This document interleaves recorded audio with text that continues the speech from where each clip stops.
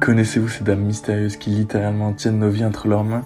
Non, je ne parle pas de vos grands-mères, je parle des moires, les reines du destin dans la mythologie grecque.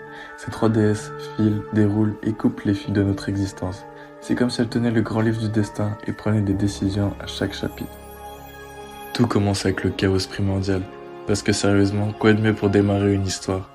Parmi les multiples versions de leurs origines, certaines disent qu'elles descendent de Nyx, la déesse de la nuit, d'autres de Zeus et Thémis.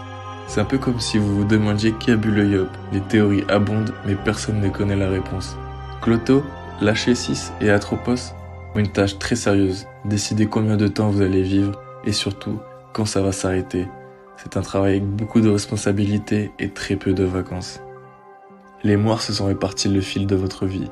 Cloto est la fileuse, elle tisse les fils de votre vie. Elle a bien commencé des projets. Lachésis prend le fil de Cloto et le mesure. Elle est un peu la comptable du groupe, celle qui gère la longueur de votre existence. Et puis, Atropos, elle a le pire job de tous, elle coupe le fil, c'est-à-dire qu'elle décide quand il est temps de dire adieu. Si elle avait une carte de visite, je pense que personne n'irait la voir. Mais ce n'est pas tout, ces dames ont aussi quelques aventures à leur actif. Quand Zeus a eu besoin d'aide pour lutter contre Typhon, les moires sont intervenues. Quel était leur plan? Convaincre Typhon de manger de la nourriture mortelle pour affaiblir ses pouvoirs. Parce que sérieusement, qui aurait pensé à ça?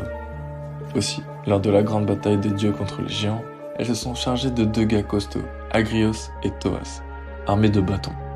Oui, vous avez bien entendu, des bâtons. C'est un peu comme si elles allaient à la bataille avec des baguettes de pain. Les moires ont également été trompés. Apollon a réussi à les faire boire, ce qui leur a fait oublier la mission de couper le fil de la vie de son ami Admède. Apollon, toujours aussi charmant, savait comment convaincre ces dames de s'amuser un peu, même si cela signifiait qu'Admède pourrait vivre un peu plus longtemps. C'est l'avantage d'être un dieu de la musique et de la poésie, on peut être très persuasif. Quand il s'agit de gérer le destin, même les dieux sont parfois dépassés par ces trois dames. Zeus lui-même a dû accepter que le destin est parfois au-dessus de lui, comme l'a montré Homère et Virgile, avec leur représentation de Zeus pesant les sorts des héros sur une balance. Il devient alors clair que le destin n'est pas une question de chance, c'est une machine bien huilée avec des pièces précises et inévitables.